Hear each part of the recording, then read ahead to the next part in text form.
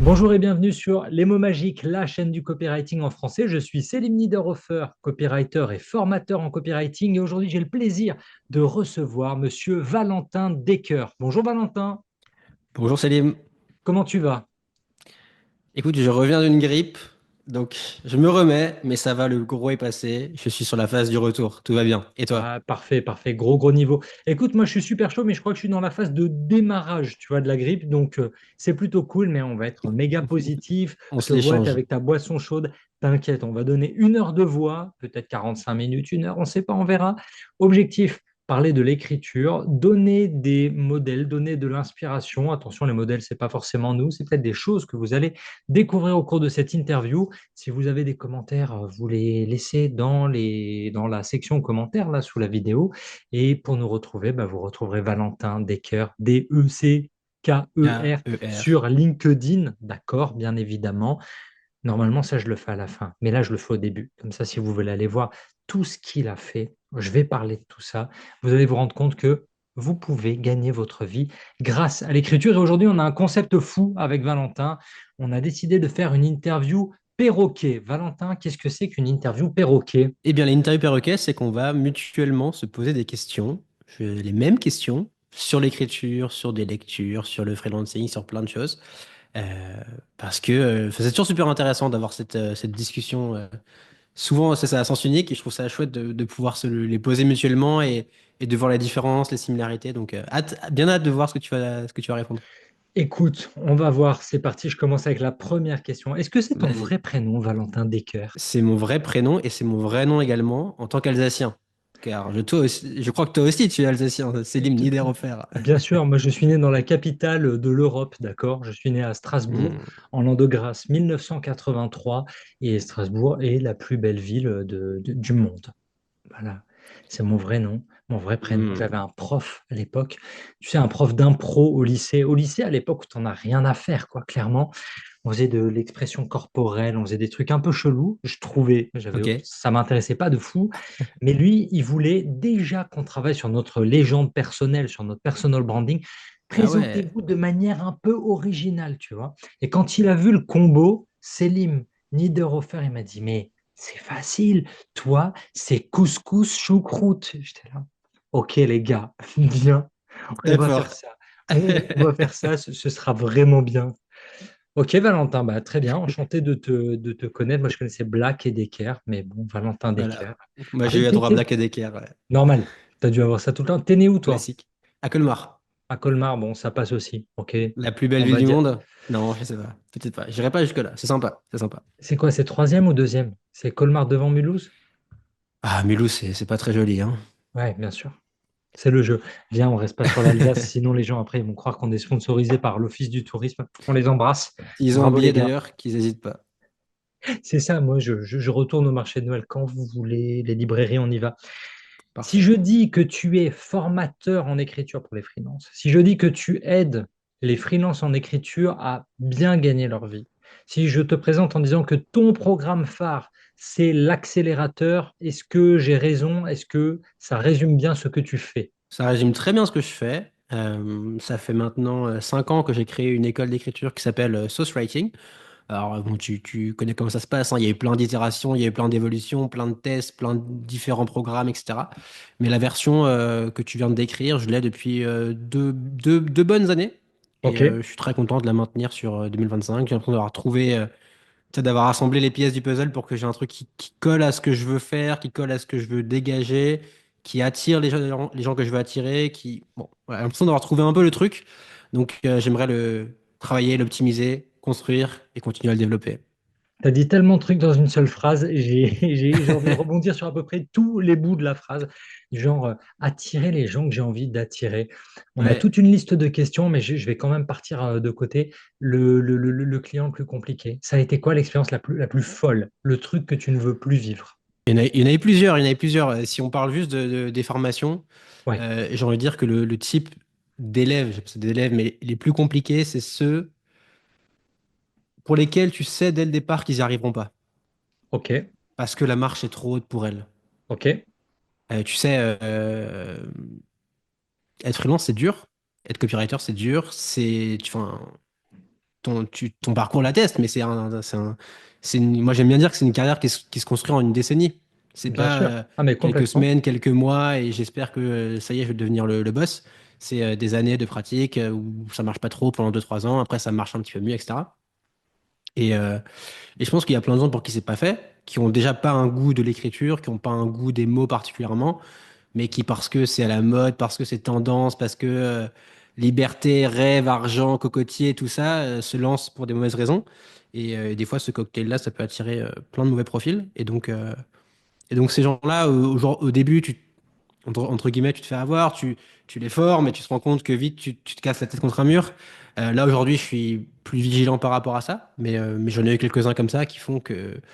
Et puis moi, tu vois, c'est con de dire ça, mais j'ai à cœur que mes élèves réussissent. Et donc moi, ça me fait profondément chier Mais quand oui. je sais dès le départ que ça marchera pas. Non, non, mais alors, au-delà de quand tu dis c'est con de dire ça, pas du tout. En fait, c'est profondément égoïste, mutualiste, Oui, partageur. Parce que, en c'est vrai. fait, Ouais. dans le délire de nous sommes infopreneurs, moi, je veux pas travailler avec, je veux pas vendre pour vendre. C'est exactement la Mm, même chose que toi. En fait, c'est pour les gens qui découvrent un peu l'infopreneuriat.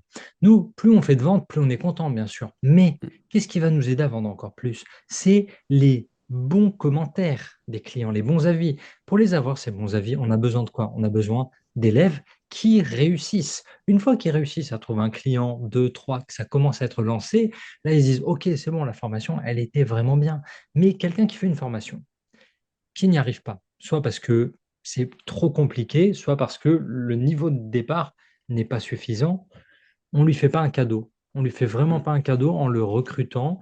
Et c'est pour ça que je ne sais pas si toi tu as des appels de temps à autre avec eux. Moi, quand ils appellent, je leur dis deux choses. En fait, il y a deux profils. Ceux qui ont déjà fait un peu de commerce et qui veulent injecter de l'écriture dans leur vie, Mm, et ceux qui touchent un peu déjà l'écriture, mais qui veulent injecter du commerce dedans. Ceux qui n'ont ni l'un ni l'autre, on part de très très loin. C'est très mm. très compliqué. Et alors, j'ai une ou deux mini-réussites de personnes dont le français n'est pas la langue maternelle, Ouais. mais francophonie, tu vois, ils ont été élevés quand même dedans depuis longtemps. Ça va, ça va. Mais c'est quand même rare. Donc, vigilance. Ouais, ouais, vigilance, c'est pas con du tout. En fait, c'était quoi? C'était Adam Smith, hein, dans le commerce des nations, là. Il dit quoi? Il dit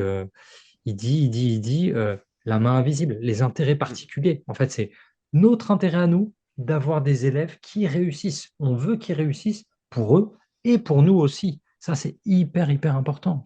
Laisse tomber. Tu as déjà eu des Ouais. trolls, tu as déjà eu des gens énervés après une formation, ils n'étaient pas satisfaits. Pourquoi je te pose la question? J'ai vu ça avant-hier, hier, sur LinkedIn, une dame qui a suivi une formation et qui dit, Bootcamp, j'ai perdu 2000 balles. Je donne Mm. pas le nom de la formatrice parce qu'elle est très suivie, j'ai pas envie de me faire poursuivre, blablabla. Ouais. Mais elle expliquait qu'en gros, il n'y avait pas le niveau dans la formation, que les gens insatisfaits, visiblement, leur niveau de base était très basique. Et elle disait, bah, à la fin, bah, moi j'ai perdu 2000 balles et tout le monde se tait. Mm. Personne ne dit. Tu vois, à quel point c'est important la qualité pour toi? Comment tu fais pour améliorer la qualité? Ouais, bah, tout ce que tu dis, c'est hyper important. Et j'ai publié mon bilan de l'année, là, justement, sur ma chaîne YouTube où je parlais un peu de ça. Et je disais, j'ai pas envie de scaler. Parce que je sais que scaler, ça veut dire à la fois devoir prendre plus de monde et donc dégrader quelque part ce que tu proposes derrière. Tu vois, tu peux trouver des manières que ça marche, prendre des gens, etc. Mais à un moment, je trouve que plus tu prends des gens et moins, malgré tout, bah, tu peux passer de temps avec eux et plus tu vas être à calculer, à compter. Donc ça, c'est un truc que j'ai beaucoup en tête. Et surtout, scaler, ça veut dire devoir prendre plus de monde. Et dans le business comme le nôtre, hein, puisqu'on est dans le même business, ça veut dire avoir un discours de masse, beaucoup plus vendeur, qui va targeter beaucoup plus des débutants et donc des gens qui, je pense, ont moins de chances de réussir parce que comme tu l'as dit, hein, plus tu pars de loin, on tapate avec le rêve du copywriting, le rêve du business en ligne, et plus la marche elle est haute, et plus c'est compliqué, et donc moins tu as de chances d'y arriver. Et tu as raison sur le fait que c'est dans mon intérêt que les élèves réussissent parce que bah, ça crée une boucle vertueuse sur tout le reste. Ouais, bien sûr. Mais il y a également le fait que profondément, moi, je dormirais mal, tu vois. Je dors mal quand je vends quelque chose à quelqu'un pour qui je sais que ça marchera pas. Et donc, je le fais pas. Et ça, tu vois, Si tu veux durer, je pense que c'est très important. Et c'est pour ça que des marketeurs, moi, tu vois, je suis dans cet univers depuis 2007, depuis 2017, toi, depuis même plus longtemps que ça. Des gens qui sont montés comme des météorites, qui ont tout explosé d'un coup, et qui sont repartis aussi vite qu'ils sont arrivés, on en a vu plein. Des gens qui construisent sur le long terme, patiemment, on en a peut-être moins que les autres, mais qui par contre prennent leur temps, plantent des racines solides. Moi, c'est plutôt le modèle auquel je crois. Tu vois, moi, ça fait 5 ans que je suis en activité. Je dis pas que c'est énorme, mais ça devient bien. Toi, pareil, ça fait très longtemps aussi. Et je pense que ça s'explique aussi par le fait que je suis pas là pour faire un coup. Je suis pas là pour faire un gros lancement. Je suis pas là pour faire, Bien sûr. je sais pas combien de milliers sur un lancement et repartir. Non, je suis là pour être là sur la durée. Et je pense que tout ça, ça participe au fait que tu restes pertinent sur la durée.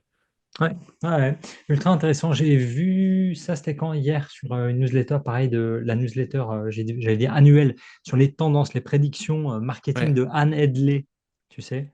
ouais. Elle écrit, donc c'est US évidemment, mais c'est la dame qui a écrit Everybody Writes, et bouquin clé sur l'écriture. Et Anne Hedley, elle dit, les gars, on arrête ChatGPT, les trucs faits à l'arrache, on construit quelque chose de solide, quelque chose de durable. Et cette notion de racine, elle est hyper, hyper importante. Elle m'amène à ma prochaine question. Comment t'es tombé dans la marmite, Obélix? Mhm. Comment t'es tombé dans l'écriture? Ouais, alors c'est une histoire que j'aime bien raconter. Moi, j'ai fait. Donc, tu disais, soit tu viens d'écriture, soit du commerce. Moi, je viens d'école de commerce. Jamais été un grand littéraire. Euh, je me suis retrouvé à un moment à Strasbourg, stage de césure à la Petite France, c'était au Crédit Agricole. Je faisais Très des bel endroit, très dossiers, bel endroit. bel endroit effectivement. Je faisais des dossiers de crédit d'entreprise, stage de 1 an, césure. Il me restait ensuite 1 an d'école et après, grand bain, tu vas bosser. Et là, je suis en césure. Bon, déjà, je suis là par hasard parce que je savais pas trop ce que je voulais faire. Et tu sais quoi, c'est parce que tu fais, tu finis à la banque souvent. Je finis à la banque et là, j'ai un collègue devant moi, 40 ans, je m'en souviens toute ma vie. On est un bureau à deux. Tous les jours, il arrivait dans le bureau, il me disait, putain, j'en ai marre, j'ai envie de me barrer. Et il faisait rien. Il passait sa journée sur son téléphone à attendre que le temps passe, à filouter pour que personne remarque qu'il fout rien et que moi je Ah, fasse il les faisait dossiers ses pour deux heures, lui. quoi. Il faisait ses 2 heures de Voilà. taf sur Il le faisait les cercle 2 heures. présence. Sauf que, tu vois, ce qui était terrible, c'est que enfant, crédit, salaire confortable pour Strasbourg, ok, t'es verrouillé, fini, tu peux rien faire. Et sauf que plus t'attends, et moins t'as de courage. Bien Plus sûr. t'attends et plus le changement est dur. Et donc et là, ça m'a mis un peu un électrochoc. Je me suis dit, oula, je vais pas finir comme lui. Je serais très très malheureux. Ouais. Et, euh, et là, je sais pas comment, mais je découvre medium.com, Ok, bien sûr, évidemment. plateforme à Plateforme de l'époque blogging. de blogging, ouais. Et en fait, à la fois, j'ai une réflexion, je me dis, aujourd'hui, bon, t'as pas envie de faire ça, t'es très bête, mais t'es en école de commerce, t'as aucune compétence, qu'est-ce que tu vas faire de ta vie? Et donc, je me suis dit, le truc, je sais pas ce que ça va être, par contre, je vais lire beaucoup, et ça a enclenché une dynamique où je vais progresser, je vais apprendre des choses et je vais m'améliorer. J'ai commencé à lire beaucoup, je me suis rendu compte que c'est bien si en plus tu faisais un résumé de ton livre. Donc j'ai fait un résumé des livres que je lisais, que je mettais sur Medium. Sur Medium, j'ai découvert tous les articles sur le marketing, le dev perso, l'entrepreneuriat, les startups, c'était période Tim Ferriss, etc. Voilà, tu découvres un monde. Mais bien sûr. Je mets le doigt dedans et en fait, je suis jamais sorti, quoi. Et c'était un moyen à la fois de répondre à ma soif de progression personnelle. Donc tu vois, j'étais dans une quête de m'améliorer. Soif de sens aussi. Et puis, je voyais bien que, en fait, j'avais une vraie compétence concrète. Pour la Ouais. première fois, je me disais, putain, j'ai un truc là sur lequel je peux m'appuyer. Je vois des gens en ligne qui sont payés pour écrire, qui construisent des boîtes grâce à l'écriture. Pourquoi est-ce que j'irais pas creuser là-dedans? Et j'ai creusé jusqu'à aujourd'hui, quoi. Génial. Donc ça, ouais, pendant l'année de césure, donc tu as 22 ans à l'époque. 21, 22 ans. C'est en 2015, ouais, c'est ça, exactement. Et Ouais, toi? j'ai fait par rapport à ma propre Ouais, année de césure où ouais. j'ai pas été très efficace non plus. Électrochoc aussi. Alors moi, je pense que je suis tombé peut-être d'abord dans l'écriture. Parce que j'ai déjà, journal du lycée, tu vois, j'écrivais, mais même déjà avant, j'ai lu toute mon enfance, des Spider-Man, des journaux de Mickey, des bibliothèques roses, vraiment tout, deux, trois classiques français quand même aussi dans le lot, les Trois Mousquetaires, et plein de trucs chelous, beaucoup de fantastique, beaucoup de science-fiction.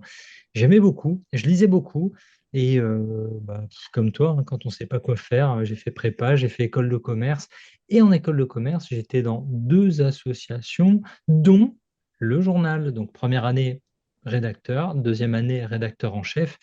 Et il y a un truc avec l'écriture, tu vois. Mais je me suis forcé à rester dans une voie qui n'était pas la mienne parce que je me dis, ah, la thune, la thune, la thune. Moi, je voulais être acheteur. Tu vois. J'avais choisi Hmm. la voie des achats. C'était pas pour moi. Mon année de césure chez General Electric, j'ai organisé des soirées. Tu vois, je ne servais strictement à rien la journée. Mon boss, mon N+3, il savait tellement que je servais à rien. Au bout de 4 mois, toute la boîte le savait que mon N+3, il vient me voir, il me dit, bon, alors c'est simple, on m'a dit que c'était toi, donc Mhm. pour la fête de Noël de tout le département, tu as 100 balles de budget par tête, vas-y, trouve un truc de fou. Tu vois, là, tu te dis, ah ouais, merde, je suis déjà grillé à ce point-là. Ils savent que c'est pas pour moi. OK. Mais j'ai retenté quand même. Tu vois, j'ai retenté après le stage de fin d'études, les 6 mois. Après General Electric, j'ai fait Schneider Electric. Je continue dans le plastique, dans les achats de trucs industriels qui sont toujours pas pour moi. Je persévère dans les achats automobiles. Heureusement, il y a la crise qui m'a sorti de tout ça. On est en 2008, ok, crise des Ouais. subprimes. Et là, crise des subprimes égale, j'étais consultant à l'époque, donc ils sont venus me chercher. Ils m'ont dit, eh, dégage, vas-y, nul, prends tes sous. On n'a plus d'argent pour payer les 500 consultants qui se tournent les pouces. Tu vois, on était 500 consultants automobiles, à rien faire chez Altran. Ils avaient même plus de place dans le bâtiment pour nous, tellement Hmm. on était trop à être C'est sans dingue. mission. On dit pas sans mission, on dit en intercontrat. C'est bien dit. Hmm. C'est une belle C'est joliment expression. dit. Donc voilà, on était 500 en intercontrat et les gars, la pression, elle était forte. C'est-à-dire que tu as des mecs qui se faisaient virer. Si tu répondais pas, tu étais chez toi. Si tu répondais pas au téléphone à la première sonnerie, mais tu te faisais défoncer. Voilà. Donc là, Ah quand ouais. ils m'ont dit, le jeune, plan de départ volontaire, ça te dit, mais grave, grave, donnez. Ils m'ont filé plus d'un an de salaire, j'ai remboursé toutes mes dettes de mon financement de l'école. Tu vois, j'avais emprunté Hmm. 25 000. Ils m'ont filé à l'époque quoi? Je devais toucher 37. Ouais, j'ai pris un chèque de 37. J'ai tout remboursé. Mes potes, ceux qui font de la finance, ils m'ont dit, mec, t'es un débile mental. C'est-à-dire que tu aurais dû prendre cet argent, le placer, et Hmm. la différence d'intérêt, tu aurais fait plus de. Moi, je suis un Ouais. paysan. Tu vois, je suis un paysan. C'est-à-dire que moi, si j'ai des dettes, je dors pas méga bien. Donc, j'ai tout effacé. Ça m'a permis de repartir à zéro. Et là, pour la première fois, je me dis, OK, mais qu'est-ce que je sais faire? J'avais rejoint des potes qui étaient blogueurs. Tu vois, pendant ces moments où en intercontrat, je faisais rien, il y avait un blog lifestyle à Paris. C'était des mecs. Tu vois la série Sex and the City? Je l'ai pas vu, mais je vois. C'était la même, mais version masculine. Ok, c'était des jeunes de 20-25 ans qui racontaient leur vie, leurs aventures sentimentales à Paris. Je me suis greffé à leur collectif parce que j'aimais trop ce qu'ils écrivaient. Je leur ai proposé des articles, je les ai rejoints. Et là, un jour, ils me disent, bah, vas-y, viens, il y a une soirée. C'était une opération pour Domino's Pizza. Domino's Pizza, on est sur la fin de la vague du poker. Tu vois, on est en 2009, vague du poker, c'est 2006-2007. Fin de la vague, 2009, Domino's Pizza, ils organisent une soirée donc à Paris avec tous les blogueurs. À l'époque, c'est la blogosphère, tu vois, influence, on n'entend pas ce mot-là. Ouais. Créateur de contenu, on ne connaît pas encore. Hmm. Et donc, tous mes potes, ils sont invités, ils m'invitent. Je vois, il y a TF1, il y a GQ, il y a les plus gros blogs de l'époque, tenus que par des gars qui bossent en agence, globalement, tu vois, en agence de pub. Et là, j'ai rencontré tout le monde. En fait, j'ai rencontré tout le monde. Je me suis dit, il y a des gars qui vivent de l'écriture pour de vrai.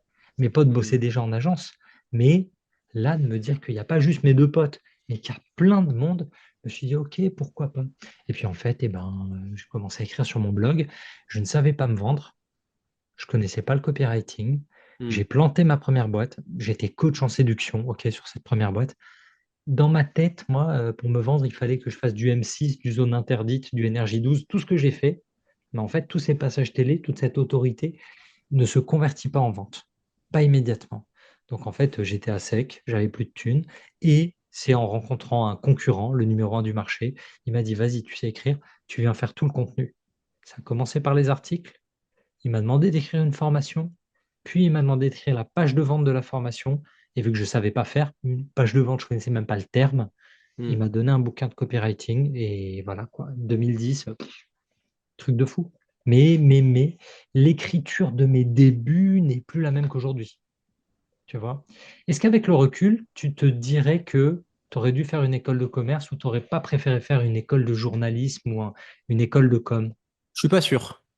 Je suis pas sûr parce que En fait, l'école de commerce, à la fois, tu ressors avec pas vraiment de compétences concrètes et précises, ce qui est à la fois très bien et pas bien. Pas bien parce que bah, enfin, c'est évident, mais très bien parce que du coup, tu as un champ des possibles qui est ouvert et tu peux te réinventer, tu peux changer, tu peux. En fait, ça te donne un socle Bien global sûr, business qui est intéressant. bien sûr. Euh, Ouais, sur le socle commun, je suis OK. et puis également, enfin moi, le gros bénéfice de l'école de commerce, on a deux, c'est bon, le réseau bon, classique, tu vois, t'es que avec des gens qui vont à terme avoir des postes cool dans des boîtes. Donc ça, c'est intéressant. Et l'autre bénéfice, c'est que, en tout cas dans mon école, c'est que ça te force tout le temps à parler à l'oral. Moi, j'avais Ouais. des Ouais, bien présentations sûr. orales tout le temps, tout le temps, tout le temps. Et ça, quand tu viens de prépa ou ou tu as été un rat de bibliothèque pendant 2 ans, ça te tire vers le haut, ça te professionnalise et ça te développe d'autres compétences qui, au final, si tu sais parler, si tu sais écrire, tu as les fondamentaux. Le reste, c'est du détail, ça s'apprend, quoi. Donc, je suis pas sûr. Toi, tu regrettes? Je regarde pas du tout, vraiment Non? pas du tout. Je joue parfois à ce jeu de what if, tu vois. Et Hmm. si j'étais allé, moi au départ, je voulais aller en fac de droit, tu vois. C'est mes profs qui m'ont dit, mais gars, Ouais. t'es tellement un bouffon, tu tiens pas en place, tu vas devenir dealer en 3 jours.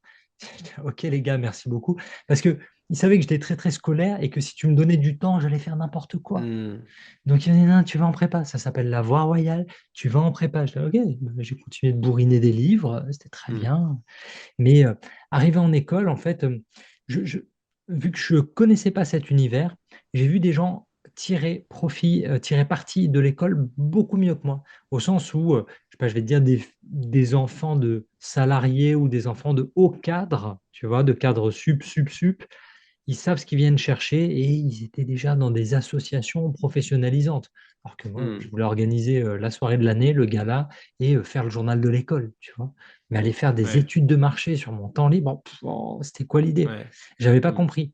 Et je pense qu'il y en a qui s'en sont servis comme d'un accélérateur. Là où moi, ouais, je me suis marré. En gros, vraiment, j'ai appris à faire la fête, réseau à fond.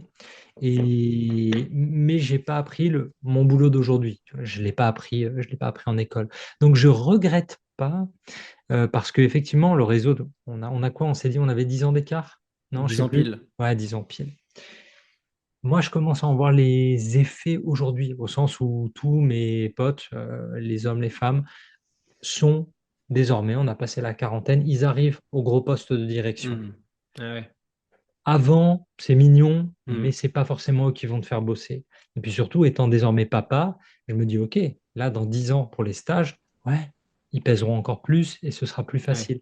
Tu vois, c'est je dirais à échéance 15 ans, plutôt que 10 ans de sortie d'école, échéance 15-20 ans, là, ça peut commencer à peser vraiment.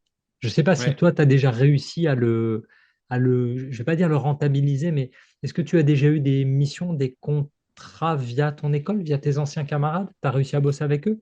Non, non, non. D'ailleurs, je compte pas dessus, mais je vois que dans une autre vie, si je voulais être salarié ou si je voulais des postes ici et Bien là, sûr. c'est sûr que ça aide d'avoir machin qui est dans la boîte, Ouais, bien etc. sûr. Et comme tu dis, je pense que moi, je suis sorti de l'école en 2017, donc ça fait 7 ans seulement. Ouais, bien sûr. Il faut attendre encore au moins 7 ans pour que, comme tu dis, ce soit que des hauts postes. Mhm.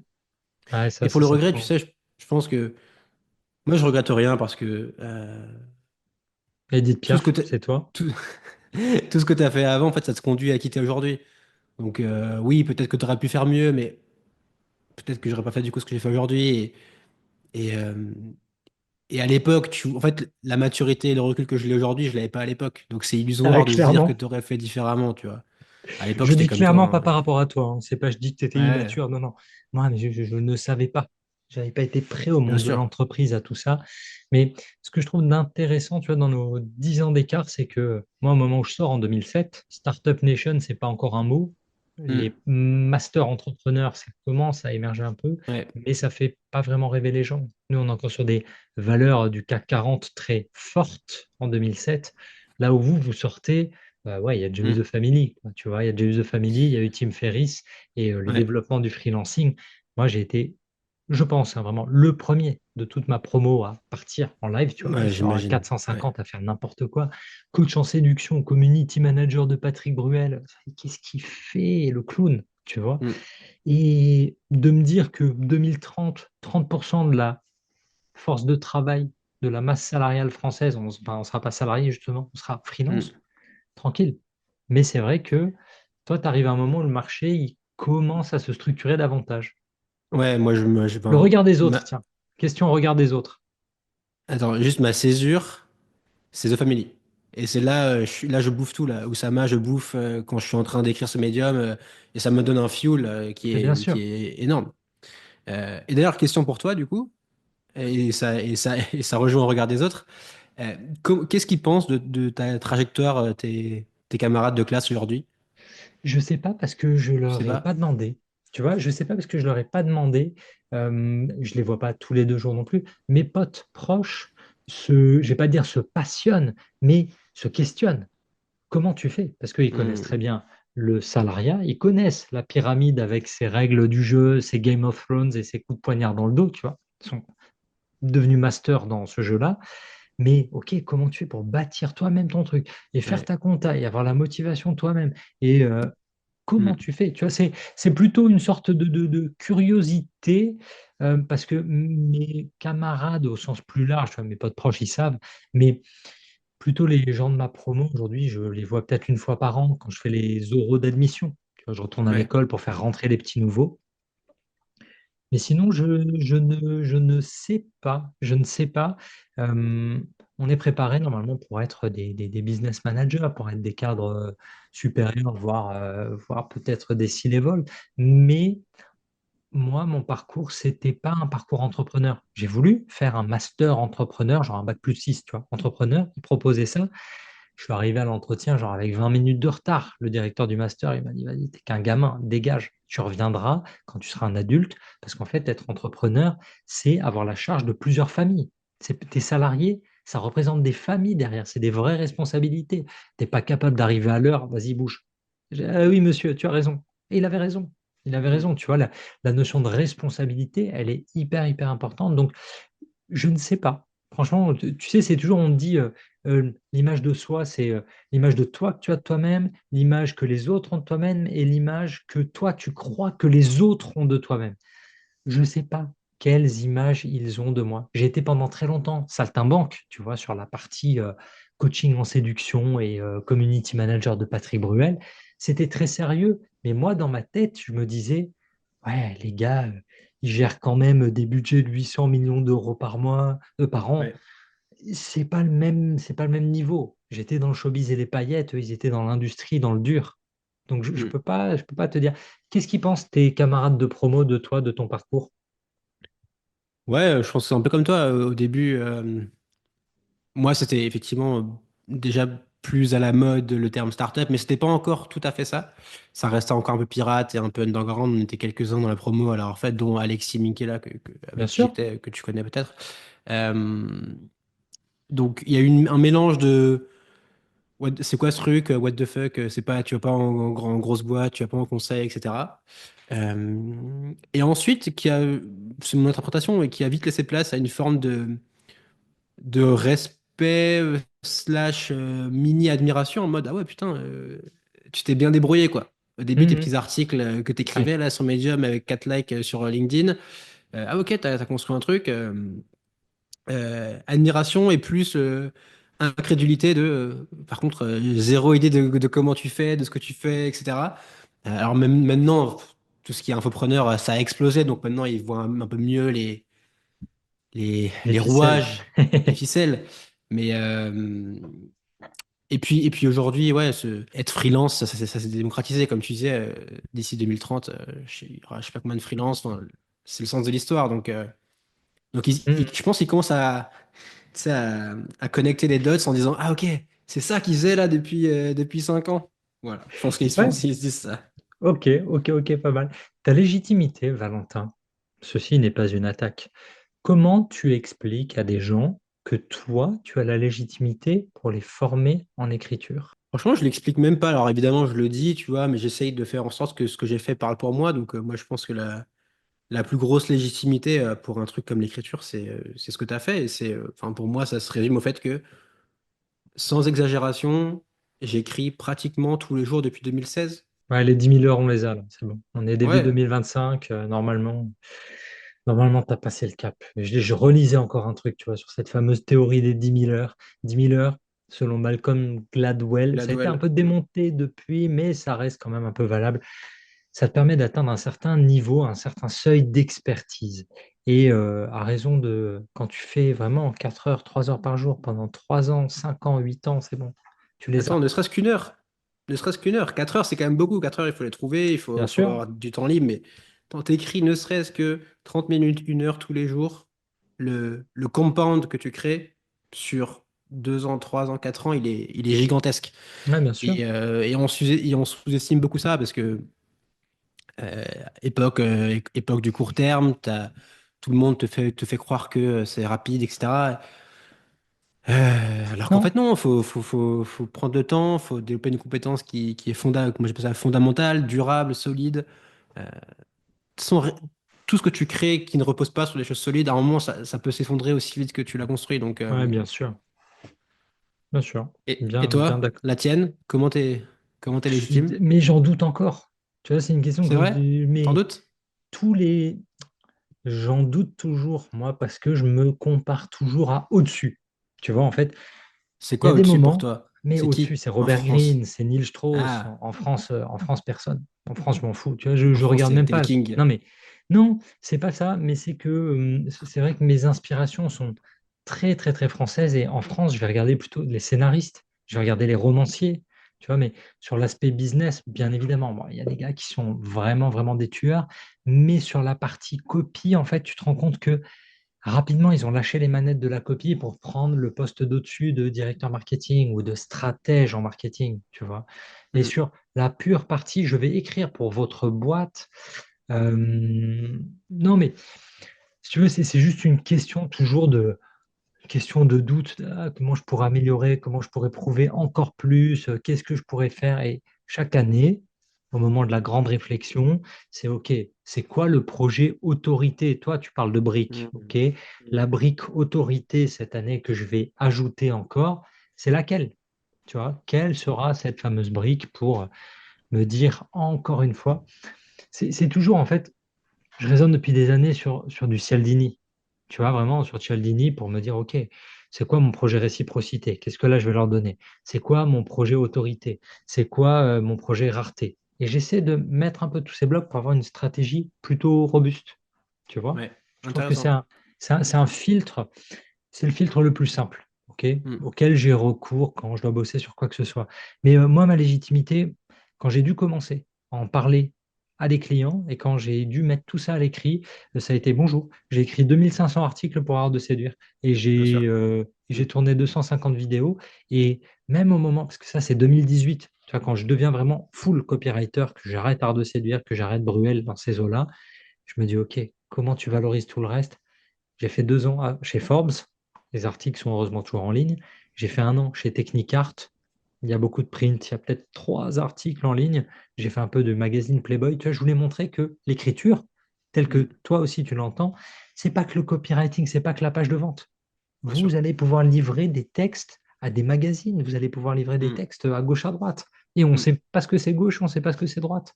Tu as déjà hmm. été surpris, tu as déjà eu des commandes ou des élèves à toi qui ont eu des demandes un peu folles, un peu surprenante. Comme tu dis, en fait, je sais pas si j'ai un exemple précis qui me vient en tête, mais tu es toujours surpris par la diversité des choses que tu peux faire en écriture, en fait, quand y penses, tout n'est que de l'écriture. Je suis Tu d'accord. passes, tu passes ta vie et ta journée à lire des textes, à toi-même écrire, à scroller sur des textes. Et quand tu comprends ça, ouais, tu te dis que en fait, les possibilités sont beaucoup plus grandes qu'on l'imagine et on ne soupçonne même pas tout ce que tu peux faire. Ouais, ouais, complètement. Ceci est très très vrai. Moi j'aime bien la Hmm. traduction aussi. Tu vois, dans l'émission, Traduction, ok? ouais, traduction, j'aime bien. Je traduis 3 bouquins US vers français et une pièce de théâtre US vers français. Ok. Et trop cool, franchement, j'aime trop. Qu'est-ce que tu aimes dans l'écriture? Ce que j'aime dans l'écriture, c'est déjà, je trouve qu'il y a plusieurs éléments, j'avais déjà écrit là-dessus, mais ce que j'aime bien, c'est déjà le sentiment de, t'es responsable de ce qui se passe. Tu vois, il y a rien là, t'es responsable qu'il y a quelque chose sur la page et que ça existe. Et ça, je trouve que c'est à la fois effectivement le truc le plus difficile, mais je vois quand c'est difficile, c'est que c'est aussi valorisant quand tu y arrives, Ouais, quand tu crées quelque chose. Et, moi, j'aime bien me dire toujours, quand c'est dur, ça veut dire qu'il y a plein de gens qui vont pas le faire. Parce qu'ils auront la bien flemme, parce sûr, qu'ils voudront bien pas le sûr. faire. Et je trouve que, tu vois, cette dimension difficile qu'a l'écriture, tu vois, c'est pas toujours simple. Aujourd'hui, tu vois, c'est devenu un réflexe, un automatisme, et c'est plus C'est facile, tu devenu vois. tricher, c'est devenu ChatGPT, c'est devenu tricher, Non, mais non, alors moi, tu vois, moi, je continue d'écrire sans ChatGPT. bien sûr. Euh, mais je veux dire, tu vois, je l'ai tellement fait que je me pose plus la question. Et Mhm. j'ai du mal à me rappeler comment c'était il y a 5 ans quand je démarrais. Bien sûr. Mais en fait, tous les jours, c'est un combat. Tous les jours, tu vois, il y a une question, c'est quoi l'un de tes livres les plus marquants? Moi, j'ai adoré Steven Pressfield, La guerre de l'art, euh, où en fait, je me suis dit, mais en fait, il décrit exactement ce qui se passe. Bien Tous les sûr. jours, c'est un combat contre ce que lui il appelle la résistance. Donc, c'est toutes tes peurs, tes doutes, tes croyances, les trucs à la con que tu te racontes qui vont t'empêcher de d'écrire. Je suis pas inspiré, je me sens pas bien, blablabla. Allez.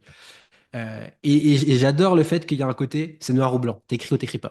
Ouais, c'est ça, c'est vraiment zero to one, hein. Il y avait rien.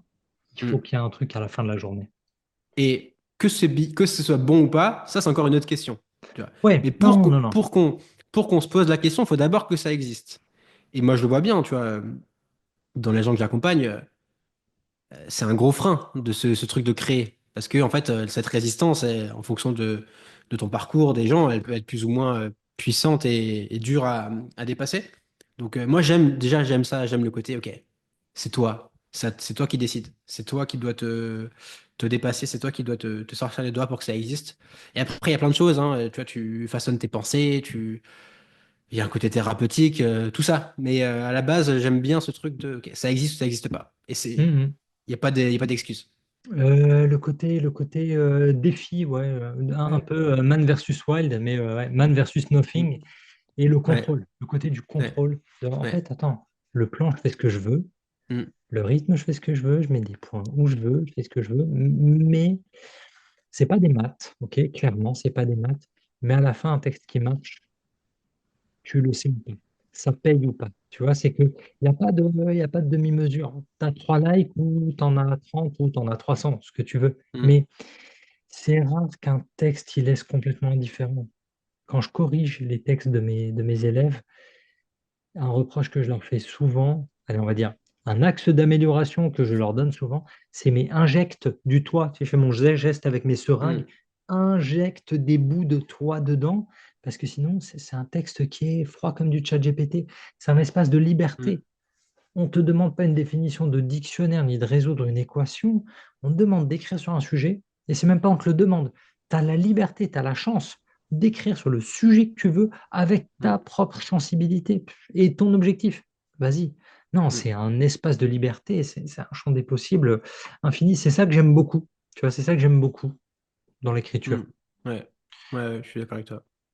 Ton client préféré dans toute ta carrière, quand tu as écrit un peu, ton client préféré dans le job de copywriter. Il y a deux réponses. La réponse fondamentale, c'est moi. Bien sûr.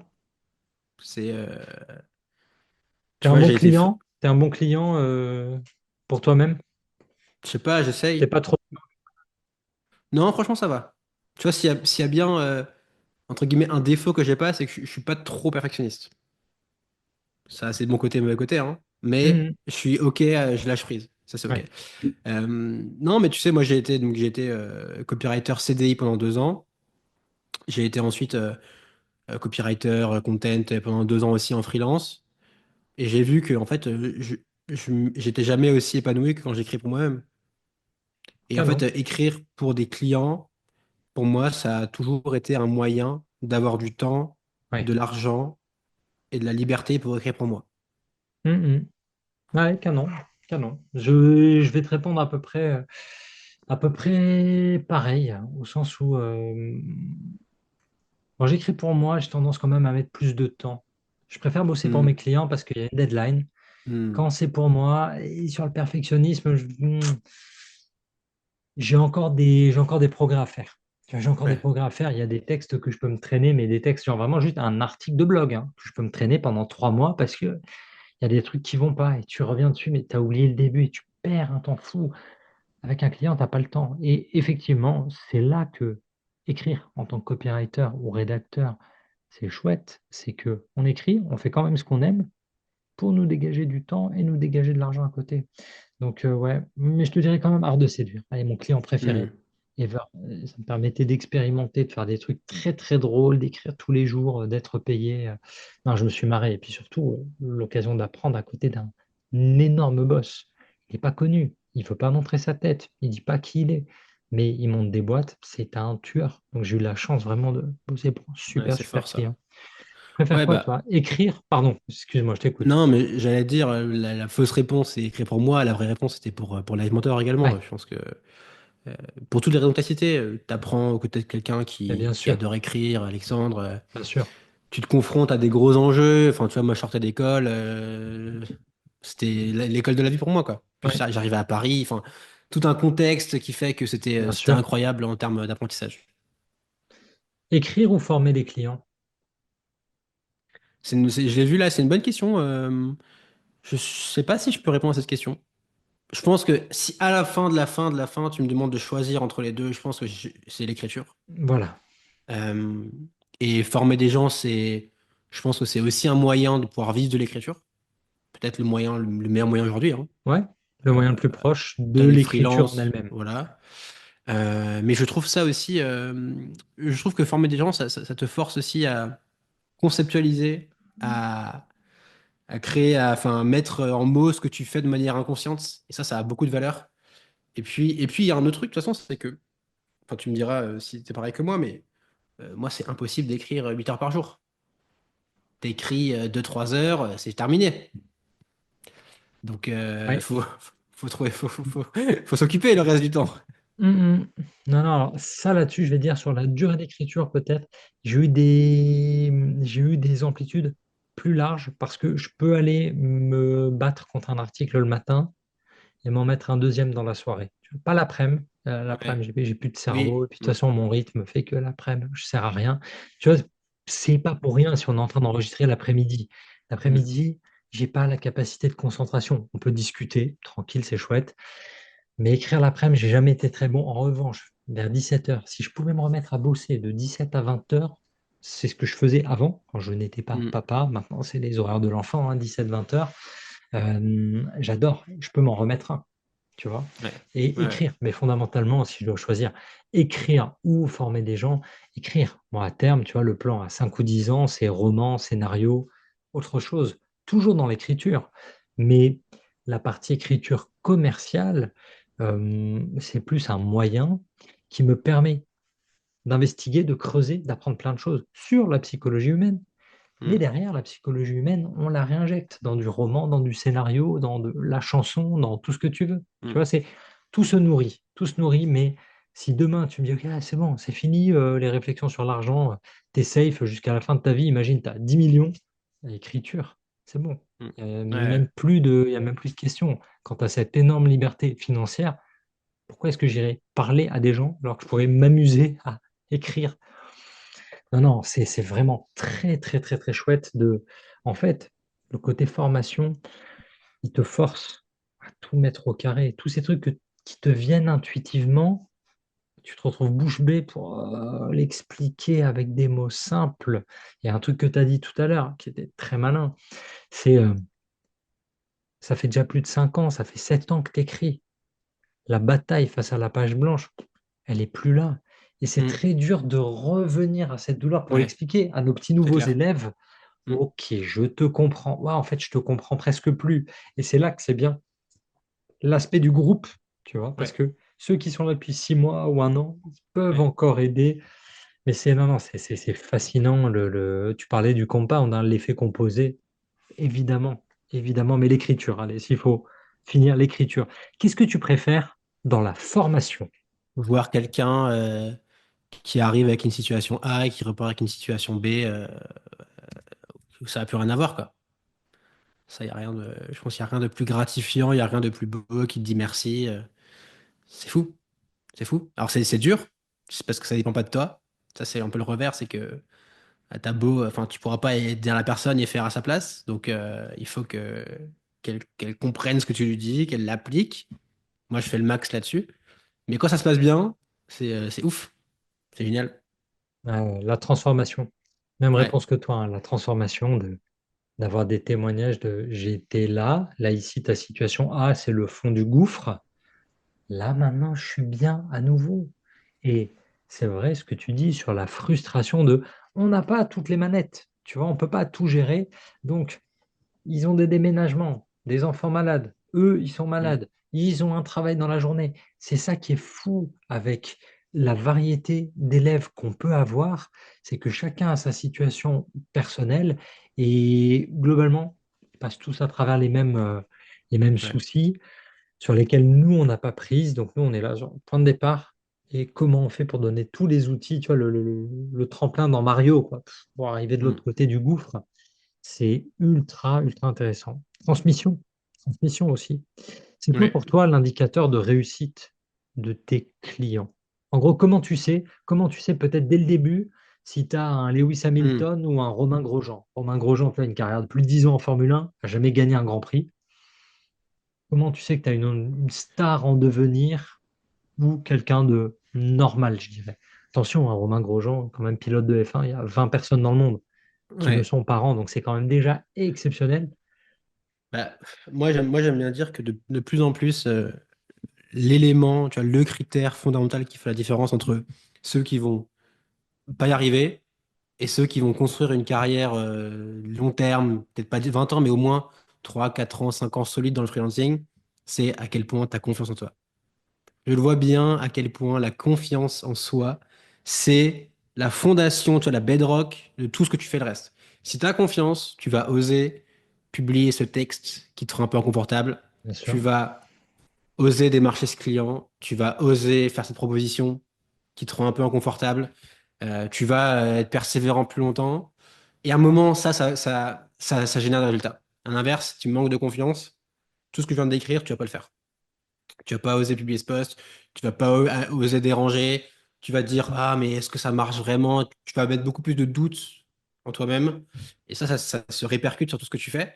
Et donc, s'il y a un truc que j'essaie d'insuffler aux gens, c'est ça, c'est le côté, en fait, tu peux le faire. Enfin, et d'ailleurs, la confiance, c'est pas uniquement un truc de, il faut le dire, c'est un truc qu'il faut bâtir. Tu vois, Bien et sûr. c'est pour ça que je disais, il faut écrire, tu vois. Et c'est Hormozy qui dit, la confiance, ça s'acquérait pas en criant devant son miroir que t'es le plus fort. Non, ça s'acquiert parce que tous les jours, tu fais un truc dur. Tous les jours, t'écris, et même si t'as pas envie, il y a un truc qui sort, même si c'est nul, il y a un truc qui sort, et à un moment, tu vas dire, ah ok, en fait, là c'était nul, mais je l'ai fait. Et ça va te donner, ça va t'insuffler un vent de confiance qui, pareil, qui va, effet composé, on va faire que ça a marché. Ouais, c'est ça. Et qui te permettra d'aller sur une marche un peu plus haute. Là, attention, grosse référence. Je voyais une vidéo de 50 Cent sur Instagram où il Ouais, disait, tu vois, t'as Picasso, on connaît peut-être 30-40 œuvres, mais il en a bien fait des sûr. milliers. Il a fait énormément de croûtes ou Tu trucs sais, pas au attends, tu niveau. sais que Picasso, ce qu'il a peint, c'est l'équivalent de un tableau, enfin c'est un tableau, une peinture par jour, tous les jours de 18 ans à 85 ans. Mais c'est ça. Tu vois, c'est quand tu as cette liberté de créer, et surtout quand tu ne t'arrêtes pas. Tu t'arrêtes pas. C'est Hmm. là que ça devient vraiment, vraiment fort. L'envie de réussir, je rajouterais. Ouais, la Outre la dalle. confiance, ouais, est-ce que tu as la dalle? Et ça, tout le monde ne peut pas l'avoir. Tu sais, il y a Pourquoi? tout le monde ne peut pas l'avoir parce que tu as des gens qui sont nés dans le confort et qui ont toujours eu un matelas de sécurité et pour qui ça va. Tu vois, le cerveau n'est pas en alerte. Le cerveau n'est pas en Hmm. alerte. Quand tu regardes des gens vraiment, vraiment, je ne vais pas dire traumatisés, mais qui ont vécu des difficultés, tu sens que tu as une énergie vitale qui est différente. Il faudrait étudier. J'ai pas de statistiques là-dessus et c'est un truc qui m'intéresse vraiment, tu vois, sur Ouais. les énormes réussites, à quel point tu as du défavorisé, du moyen et du favorisé, voire très favorisé. Ce serait ultra intéressant de voir ça. Moi, je regarde beaucoup forcément, pourquoi non? Je regarde beaucoup de trucs de motivation, tu vois, pour voir un peu, parce que j'aime bien entendre ces discours quasi militaires, hein. Mm. Goggins, David Goggins. C'est mon J'adore. livre de l'année 2025. J'ai démarré, j'ai commencé à le lire hier soir. Mais bien sûr, mais bien sûr. C'est vraiment, pour ceux qui ne connaissent pas David Goggins, ex-Marine, qui était obèse, qui a raté les concours de sélection, qui a grandi dans la pauvreté, dans la toxicomanie d'un quartier tout pourri, et qui est devenu une brute et qui est suivi en termes de motivation, il est suivi par des millions d'hommes principalement à travers le monde. Parce que si vous voulez changer, vous pouvez changer, tu vois. Et il explique, il avait tellement la dalle, il t'emmène avec, quand tu lis le bouquin, il t'emmène en enfer avec lui. Il te dit, en fait, pour que tu Mm. comprennes le mode de pensée et la méthode, il faut que tu viennes en enfer avec moi. Si tu es confortablement installé dans ton canapé, ça va être compliqué de te lever, tu vois. Mais j'admire les gens qui ont déjà tout et en veulent encore plus. Mais j'ai un petit faible quand même pour ceux Ouais. qui, tu vois, pour Rocky, quoi. Rocky, l'histoire de l'outsider, de base. T'as rien et tu vas quand même y aller, tu vas prendre des patates et peut-être à un moment tu vas réussir. Ouais. Mais tu t'en parles en mode favorisé, défavorisé, voilà, toutes les nuances qu'il peut y avoir. Il y a ça, et puis il y a aussi le fait que moi je le vois chez toutes les personnes que je connais qui ont fait des projets cool à un moment, c'est, je sais pas, dans ta vie, il se passe un truc, tu prends une claque, ou t'as une colère, t'as une frustration, t'as une rage, ça se transforme en énergie, et ça fait que ça te permet, je pense, d'aller dépasser plus facilement cette grosse barrière du début, la page Bien sûr. blanche, la motivation, enfin, mais plutôt le besoin d'être cadré, d'être discipliné. Mhm. Ça, comme tu l'as dit, si t'as pas un driver fort, c'est compliqué. Si c'est juste, ça serait bien si je viens une freelance, Ouais, bien sûr. Ah, c'est pas assez. c'est pas C'est pas assez. assez. Il faut vraiment, moi, je vois hein, dans la typologie des clients de temps à autre, le j'ai démissionné, j'en pouvais plus, burn-out ou alors divorce compliqué, besoin de thunes, il faut y aller. Tu vois, ma formation, Hmm. c'est soit 3 mois, soit 1 an d'accompagnement. J'en ai, c'est des fous furieux. Ils m'ont dit non, mais ton truc de 3 mois là, je paye en une fois. Je fais tout en un mois. J'ai pas le temps. Je vais te saouler. Je vais t'envoyer tous mes exercices. Je vais te Ouais, saouler, ouais, mais il bien faut que tu sûr. sois là. Et là, tu fais OK, Rocky, on y va. Là, tu vois, tu vois l'extrême motivation. Et tu vois, c'est tellement à la fois bateau et presque controversé, tu vois, de dire ça. De dire, en fait, juste tu veux réussir, mais elle a dalle. Moi, ça me Non, fume, non, hein, mais mais tu sais, en fait, c'est tout. Alors là, récemment, je voyais quoi? Je voyais une influenceuse RH, bien-être au travail, ouais, qui bah, bien sûr. brocardait complètement le site du gouvernement. Là, on parle du site du gouvernement où il y a une fiche qui explique comment devenir entrepreneur, qui explique qu'il va falloir faire un business plan, machin. Et à un moment, il y a 2 lignes qui disent, il va falloir que tu en parles à ta famille parce que tu vas être moins disponible les soirées et les week-ends. Ok. Vous allez travailler beaucoup d'heures. Elle a entouré ça, genre, ah ben bravo, on promeut de l'entrepreneuriat toxique et tout. C'est pas toxique, madame. C'est toi, tout va bien dans ta vie, donc tu t'inventes des Ouais. problèmes. Il y a des gens qui ont vraiment la dalle, qui veulent entreprendre pour leur famille, qui veulent se transformer. On leur dit, c'est la réalité. Tu vas bosser des heures de ouf pour atteindre ton résultat au début. Oui, c'est la réalité. Elle voulait pas en entendre parler. Ah non, c'est trop toxique. Ça me fait rigoler. Moi, j'appelle ça le monde des illusions. Ouais, bien C'est la sûr. Et des croyance que tu bisounours, veux. ouais, ouais. Ouais, Illusion, bisounours. la croyance que tu vas pouvoir entreprendre comme tu veux, à ton rythme, et prendre soin de toi en même temps. Oui, c'est possible, mais tu vois, j'ai fait un post. La semaine dernière, j'en parlais, je disais, la liberté, la flexibilité, tous ces trucs-là Ouais, qu'on nous vend, bien sûr. ça s'acquiert, ça Ah, se c'est ça. mérite. C'est pas au bout de 3 jours. Non, non, Exactement. c'est pas immédiat. Les résultats les plus fous de tes clients. Les plus fous des clients, écoute, il y a Jérémy Coleman, tu sais, qui parle de réussite ordinaire. Ouais, bien sûr, bien sûr. La réussite normale, la réussite ordinaire, bien Ouais, sûr. Jérémy, si jamais tu vois ce segment, on te salue. bonjour. Euh, ouais, moi ça me parle beaucoup ça. Parce que tu vois, Ouais, même moi, on parlait tout à l'heure de comment tu fais pour que tes clients soient satisfaits, comment toi tu restes mais bien sûr. engagé. Tu vois, moi, j'essaye, j'ai fait de tout mon mieux pour ne jamais faire de grosses promesses et de Ouais. promesses délirantes, tu vois. Mhm. Euh, donc, tu vois, là, j'ai l'exemple d'une élève, ma cohorte de novembre, elle démarre pas de mission, Et elle ressort mission à 4 jours par semaine, signée sur plusieurs mois, Génial. un chiffre d'affaires qui fait que bon, bah, tu vas être bien sur plusieurs mois, tu vois. Ça, c'est Ouais, incroyable. ouais. C'est Euh, incroyable. C'est la situation normale bien qu'on a envie d'atteindre. ouais, exactement. Ouais. Toi, t'as des Totalement. réussites folles? J'ai deux, trois grosses réussites anormales. Et après, les réussites normales, ouais. Mais sur les réussites, je te dirais, anormales, j'en ai un qui a fait bon salaire l'année 1, salaire bien l'année 2, et qui a fait un petit x7 entre l'année 2 et l'année 3. Donc Sympa. ça, c'est vraiment très, très, très, très fort. Il y en a une qui va arrêter bientôt, qui s'est positionnée très rapidement comme copywriter local sur sa région à elle. Elle avait déjà un très bon réseau. C'était une dame qui avait déjà la cinquantaine, donc tu la connaissais déjà. Hmm. Son réseau à elle faisait qu'elle connaissait tous les entrepreneurs locaux. Elle a réussi rapidement à se positionner, donc elle a eu une belle mission de belle boîte, une grosse preuve sociale très rapidement. Et le troisième, je te dis, alors ça c'est le plus fou, depuis que moi je forme depuis 2020, depuis la fin 2020, je forme. Et donc là, on arrive à la cinquième année. Pour moi, c'est le truc le plus fou. Même moi, j'ai un peu du mal à y croire parfois.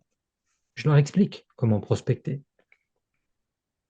Il y en a un qui a pris le truc au mot, qui a appliqué vraiment la méthode. Certains ont des résultats normaux. Lui, il a frappé aux portes d'une personne mondialement connue et référence dans son domaine. J'en parle pas ici, je garde ça pour plus tard. Il lui dit: Eh, salut, je peux t'écrire tes posts LinkedIn? Le gars lui a fait: Non, en revanche, je sors un nouveau bouquin bientôt. J'en ai déjà écrit deux avant. Mes ghostwriters d'avant, c'était pas foufou. Tu ferais ça, du livre? Le gars, il a 25 ans. Il m'a rappelé direct: Selim, comment je fais? Il a mordu vraiment Hmm. l'hameçon, le monsieur. Je vais écrire son livre. Il a écrit son bouquin. Le bouquin va sortir dans 2, 3 mois et à la louche, ça va faire 50 000 ou 70 000 ventes comme les deux bouquins précédents. C'est de la dinguerie. Je n'ose pas faire ça. Ma femme, elle m'a dit: T'es un bouffon. Tu apprends à tes élèves à le faire, Mhm. ça marche. Alors fais-le. Tu vois? Je trouve ça Ouais. fou. Ça, c'est les trois réussites les plus exceptionnelles. Après, on a, voilà, tous les 2 mois, il y en a une qui arrive avec un petit devis à 8 000 € pour des fiches produits, une traduction pour un grand groupe. Enfin, tu vois, truc que je dirais plus standard. Tu vois, et Ouais. c'est 8 000 € tous les 2, 3 mois. C'est pas 8 000 € par mois tout le temps. C'est pas aussi facile que ça. La réalité, c'est que il y en a certains qui vont signer un truc au bout de 3 semaines, ouais, 4 000 €, et après, ils vont traverser le désert pendant 3 mois. Tu vois, c'est ça qui est super Hmm. dur, en fait, c'est comment stabiliser. Comment stabiliser, comment éviter le coup de chance. Mais moi, je l'adore, le coup de chance. Ça, c'est ça le truc, c'est que le coup de chance, c'est ce qui fait que ils prennent aussi confiance en eux. Bien sûr. Premier coup de Bien chance, sûr. ils y croient pas, genre, waouh, ils m'appellent, je mets quoi comme devis, je mets quoi comme chiffre Mhm. sur le devis. J'adore. Vraiment trop, trop bien. Ouais. 3 livres de business préférés. Là, on est sur business large. Tes 3 livres de business préférés. C'est dur comme question. Tu les as en tête, toi? Non, pas du tout, mais je vais me retourner, je vais regarder l'écran et je vais te dire 3 livres de business. Seth Godin, tous les marketeurs sont des menteurs. Enfin, tous les marketeurs racontent des Ouais. histoires. Voilà. Ouais. Seth Godin, toujours bien. Ouais. Daniel Kahneman, Système 1, Système 2, Thinking Mhm. Fast and Slow. Ça a été une petite révolution pour moi. Et le dernier, je te dirais, qui m'a marqué, je vais peut-être pas dire l'art du pitch parce que il n'est pas assez profond. Je l'aime bien, mais je préfère Nudge. Je pense que Nudge est plus, même si c'est pas activable directement, je trouve que dans le marketing, j'ai appris pas mal avec ça. Quoique, on est limite déjà copie, on n'est pas loin de la copie là-dessus. Ouais. Ouais, je vais rester sur ces trois-là. Ouais, en fait, tous les livres business, je les ai tous bouffés quand je me suis lancé, donc Ouais, bien sûr. 2017, 2018. Donc là, tu vois, j'ai du mal à ressortir les plus impactants. Moi, je pense que ce qui m'avait marqué à l'époque, c'était So Good They Can't Ignore You de Cal Bien Newport, sûr. Cal qui est très Newport, très ouais, bien. ouais. Donc ça, on est plutôt sur ouais, pas du freelancing, mais de la maîtrise. On est plutôt ouais, excellence de Robert Greene. Devenir si bon qu'on ne peut pas vous ignorer. Ouais. Et avec le débat, est-ce qu'il faut une passion pour se lancer ou pas? Ça, c'était très intéressant, ça, la réponse qu'il apporte. je vais retirer Nudge et à la place de Nudge, je vais mettre Deep Work. Ouais, bien sûr, Deep Ouais, Work, classique. Ouais. ouais. Parce que sur l'attention, tu vois, là, on est vraiment à un niveau Hmm. général. Sur les bouquins de productivité et d'attention, mon best. J'en ai Ouais. lu 7 8 je pense. Je peux te donner 7 ou 8 titres que j'ai lus sur l'attention et je trouve que à ce jour, c'est le meilleur. J'ai pas lu celui qui a été édité par Alexandre Dana. On vous vole votre attention Ouais, ou c'est le comment la dernier, récupérer. celui-là. Ouais. Je ne l'ai pas lu celui-ci pour le moment, donc je ne peux pas dire. Mais pour le moment, pour moi, Deep Work reste devant. Ouais, qu'est-ce qui m'a marqué? Seth Godin, très très bien. Ryan Holiday, pareil, c'est pas vraiment du business, mais j'ai beaucoup aimé ses bouquins sur Bien l'ego, sûr, l'obstacle. bien sûr. Super intéressant. Tu vois, récemment, l'un des bouquins. Alors, tu vois, moi, je les ai tous bouffés, les bouquins. À un moment, je me suis dit, ok, c'est bon, j'ai fait le tour, C'est j'ai ça, lu, j'ai relu, c'est tous pareil. Le seul qui m'a vraiment de nouveau hook, c'est Hormozy, sur l'offre à 100 millions. bien Je trouve sûr. que, tu vois, j'ai rarement vu un tel niveau de clarté dans ce qu'il explique. Je vois derrière toi. Non, mais tu Euh, vois, pour le coup, c'est pas l'offre. Pour le coup, c'est pas l'offre, je l'ai lu en Kindle. ouais, bah Et celui-là, donc, tu vois, je l'ai pas fini. ouais, Je le pareil. trouvais un poil long. Alors que le premier, l'offre, tu vois, c'était. J'ai jamais vu. Et tu as rebossé ton offre avec. Ouais, bah, tu vois, j'ai tout changé. Bien sûr. J'ai Non, jamais mais vu logique. autant de clarté sur ce sujet. Expliqué de manière simple, pédagogue, c'est pas chiant à lire. Moi, j'aime les gros bouquins, tu vois, mais c'était intéressant Mhm. d'avoir un espèce de fascicule comme ça. Euh, Ouais, et puis après, je t'ai parlé aussi de Steven Pressfield, et pareil, Bien c'est pas sûr. vraiment du business, mais ça a bien marqué. À l'époque, tu vois, j'étais dans une grosse phase de doute et ça m'avait beaucoup aidé de lire celui-ci. Canon. Très, très bien. 3 bouquins préférés sur le copywriting? Écoute, je suis assez un mauvais élève parce que. Alors, j'en ai lu des livres sur le copy, hein, mais je sais pas si je t'en ressors un, tu vois. Ok. Ah, mais ultra intéressant.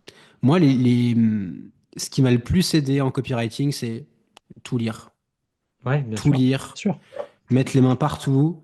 euh, Écouter évidemment des conseils d'auteurs. Donc, j'ai lu Stephen King, qui est très Bien bien son sûr. bouquin Mémoire d'un auteur.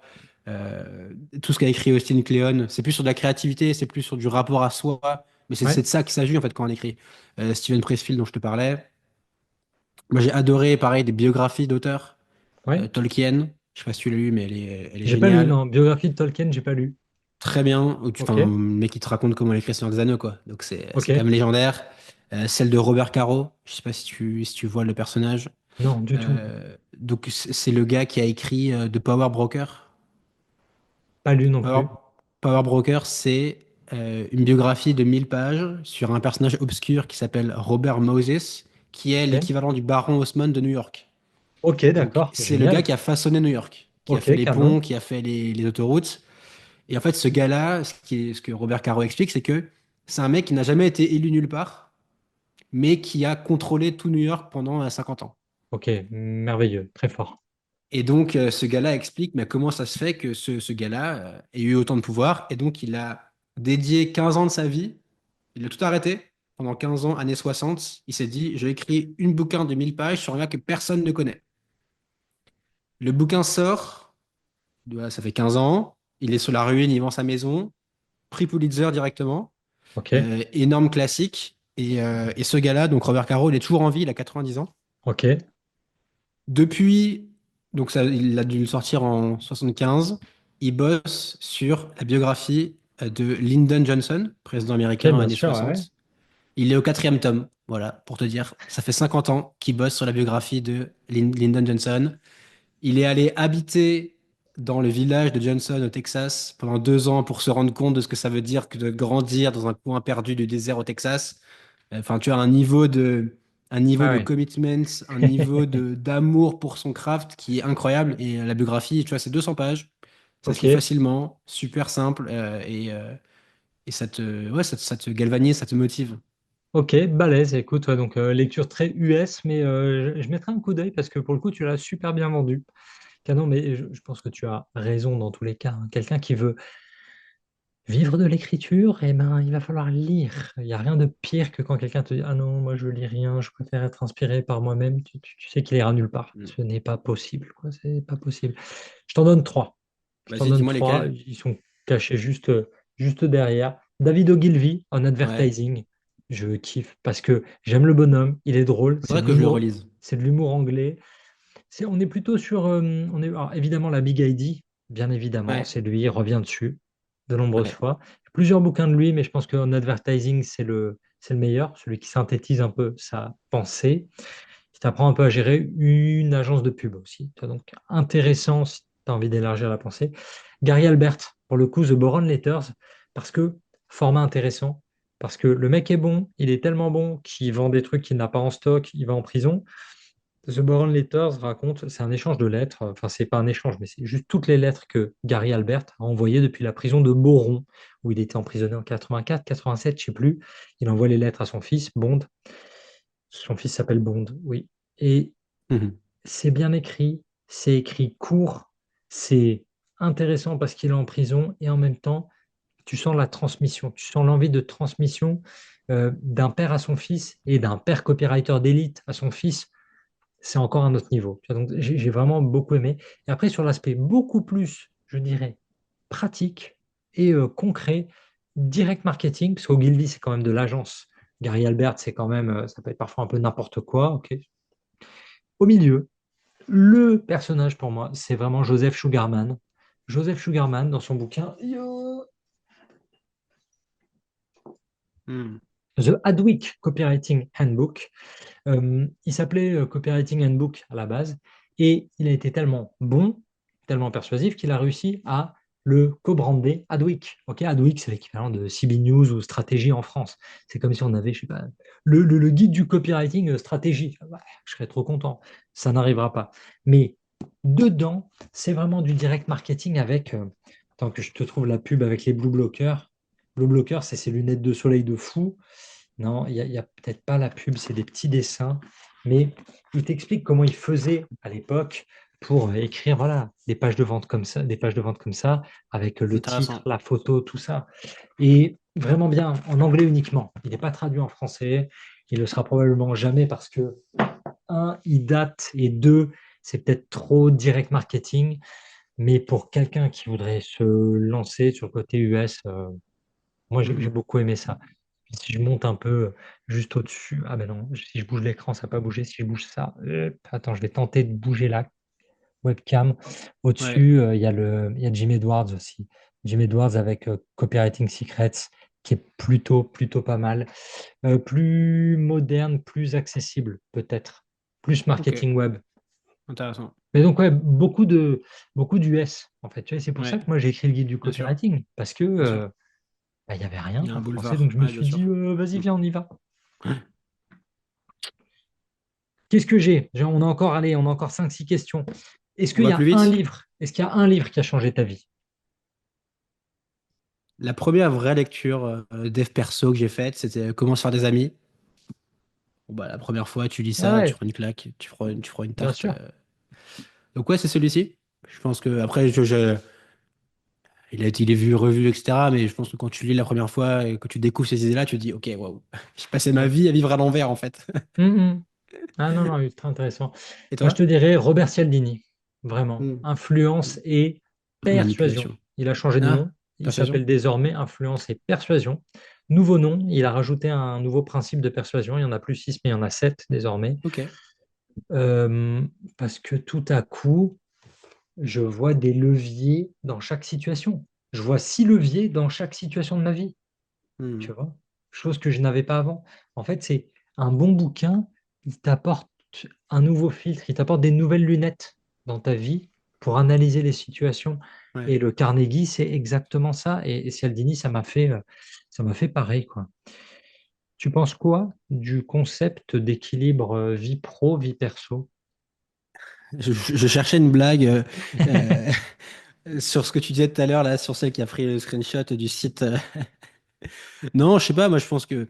Alors, de manière très personnelle, mais c'est mon travail, c'est ma vie.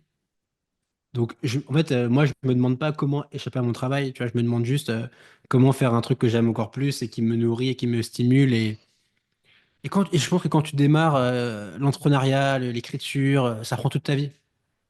Ouais. Et, et c'est bien comme ça. Ça me va. Je suis content, en fait. Et toi? Toi J'ai- qui as des enfants? Moi, j'y crois pas du tout. Ça m'intéresse Ouais, pas. En fait, c'est un concept qui ne m'intéresse pas. C'est cool, hein, la personne qui a inventé ça. Je suis pas pour l'excès, c'est-à-dire l'excès au point de te rendre malade, ok? Mais je vise pas du tout l'équilibre. Moi, le but du jeu, c'est plutôt la liberté que l'équilibre, c'est-à-dire liberté de le matin, je me lève à l'heure que je veux, bien je sûr. bosse avant Bien le sûr. réveil de ma fille si j'ai envie, Ouais, c'est clair. je suis là pour son petit déj, son réveil, je la dépose à l'école, et le soir de 17 à 20 heures, je suis là pour elle, et si j'ai envie de retourner bosser et de me mettre une grosse claque de 20 heures à minuit, je me C'est la clair. mets et je suis super content, tu vois. Mais ça, c'est une réalité des gens qui sont en CDI Hmm. ou au chômage ou qui rêvent petit. Pardon les gars, je m'en fous. C'est mes rêves. Je fais ce que je veux. Tu vois, si j'ai envie d'écrire 2 gros articles par jour, je le fais. Et ça paye ou ça paye pas, mais c'est mon pari, c'est ma vie. Mais on m'a déjà dit, attention, attention, attention au burn-out. C'est pas que je rigole. Je suis conscient, ça existe. Mais burn-out, pardon, hein, mais c'est très associé à je fais des trucs qui manquent de sens pour des gens qui sont pas souvent moi. Il y a des entrepreneurs en burn-out, évidemment. Moi, je fais gaffe à moi. Gérez-vous. Mais que personne ne vienne me parler de limitation ou quoi. L'équilibre, j'y crois pas trop. Je Ouais. le prends très. En fait, quand quelqu'un me dit, ouais, lève le pied, je fais, attends, frère, je suis en train d'écrire un deuxième livre cette année. Tu veux quoi? Tu vas faire quoi cette année? Laisse-moi travailler. Tu vois, Hmm. ça me fait du bien. J'aime bien ça. Donc, ouais, j'ai pas un rapport, je te dirais, je vais pas dire sain au travail. J'aime bosser, je m'épanouis là-dedans. C'est un peu ma guerre à moi, ma conquête à moi, parce que je vais pas envoyer des fusées dans l'espace, tu vois, en termes de réalisation. Donc, ouais, je suis content Ouais. comme ça. J'y crois pas. Je suis content pour ceux qui s'amusent, mais pour moi, c'est pas ce que je vise. On est content pour les DRH qui philosophent sur la semaine de 4 jours, mais Ouais, très laissez-moi bien. bosser. Ouais, non, mais c'est exactement ça, exactement ça. Laissez les gens faire Le, ce qu'ils veulent. c'est ça. Le meilleur conseil qu'on t'a donné pour améliorer ton écriture. T'en as un, toi? Un conseil? Ouais, bah moi, tu sais, moi, j'ai eu la chance d'être corrigé pendant 3 ans, chaque texte, tous les Ouais. jours, par le monsieur qui a un peu cassé mon écriture Moi, j'ai été élevé devant la télé, avec des punchliners, avec Laurent Baffy, tu vois, avec les snipers de la télé. Donc pour moi, un texte, un blog, Internet, c'était écrire des trucs, haha, faire des blagues entre parenthèses. Il m'a dit, vas-y, arrête ça. Arrête tes private jokes avec tes 3 potes. Oui, il a raison. Hmm. Meilleur conseil qu'il m'a donné. Parce que parfois, je pouvais partir dans des vannes vraiment cool, mais qui étaient effectivement comprises par 3 personnes. Hmm. Et non, c'est pas ça le but. Ouais, moi j'aime bien dire pareil. Imagine que les gens que, enfin, imagine que les gens qui découvrent ton texte, ton post LinkedIn, ne savent pas qui t'es, ne t'ont jamais vu passer de leur vie, et donc il faut à la fois que tu sois pertinent, mais que tu donnes quand même du contexte pour qu'ils comprennent de quoi tu parles. Parce que si tu pars du principe que toutes tes références, tout ton vocabulaire, tout le monde va l'avoir, ça marche pas. Je passe à côté. Non, et après, enfin, au-delà de ça, je pense que le conseil le plus simple, c'est, en fait, tu vois, je suis assez frappé par, à tes souhaits, soon tight. Je suis assez frappé par le fait que à la fois, il y a plein de règles, mais à la fois, il n'y a aucune règle. Et tu fais ce que tu veux. Et il y a tout le temps des gens qui arrivent avec une écriture, tu vois, qui correspondent pas à ce que devrait être le copywriting et qui cartonne, tu vois.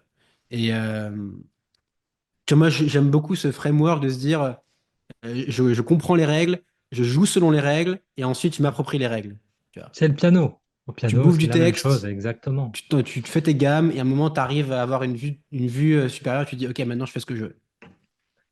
Pas mieux. Et qu'est-ce que tu répètes à tes clients? Quel est le conseil que tu leur répètes le plus? Quel est le conseil que je répète le plus? C'est pas vraiment un conseil, mais je pense que on en revient à ce truc de créer de la confiance, hein, ce qu'on parlait tout à l'heure, mais je pense que le manque de confiance se traduit par la sensation qu'il y a des bonnes réponses à avoir. Que je dois savoir absolument comment faire ça dans telle situation pour me lancer. En fait, non, ce que je répète tout le temps, c'est qu'entreprendre, c'est par définition faire une hypothèse, la tester le plus vite possible et tirer des conclusions à la lumière de ce que tu viens de faire. Plus tu vas tester des choses, plus il va se passer de choses. Et souvent, les gens qui n'avancent pas, c'est des gens qui sont bloqués, qui n'osent pas faire des choses, qui n'osent pas parler aux gens. Donc forcément, tu n'apprends rien, t'apprends rien. Ah ouais. Ok, mais exactement même réponse, hein, en deux mots en anglais, fail fast. Ouais, bien Vraiment, sûr. c'est trompez-vous rapidement. C'est à chaque fois qu'on nous demande, mais tu préfères quel titre ou quoi? Teste-le, teste-le. C'est soit je leur dis fail fast, soit test, test, test. Mais c'est la même chose. C'est la même Ouais, chose. On peut pas, on n'a pas la bonne réponse. On ne l'a ouais, pas. On aurait beau avoir bien sûr. 50 ans de copywriting ou d'entrepreneuriat derrière nous, on n'aurait pas la bonne réponse parce que en face de nous, les gens sont différents. Tu vois, c'est différent pour tout le Ouais. monde. Et moi, souvent, quand on me pose des questions, Valentin, qu'est-ce que tu penses de ça? À ton avis, ça marche ou pas? Ma réponse préférée, c'est qu'est-ce que tu en penses? Miroir. Tu vois, c'est question perroquet, question Parce que les miroir. gens ne. Parce que, encore une fois, ils attendent de toi une réponse toute faite. Ils attendent une forme de validation extérieure. Et parce que du coup, ils te délèguent leurs pensées. Ils ne réfléchissent pas par eux-mêmes. Mhm. Ah ouais, c'est important. C'est important tout ça. On leur apprend le solfège, mais après, il faut qu'ils aient joué tout seuls. L'inévitable question IA. Hmm. À ton avis, on finit au PMU du coin dans 2 ans, on est au chômage, on n'a plus de travail, c'est fini l'écriture par des humains. Non. Je pense que euh, je suis frappé de. Et tu me diras ce que tu en penses, mais tu vois, moi, ça fait donc 2017 que je suis dans le game. Ouais, Je suis frappé de deux choses. Et c'est exactement ce que je disais tout à l'heure, c'est à la fois tout a changé et en même temps rien n'a changé.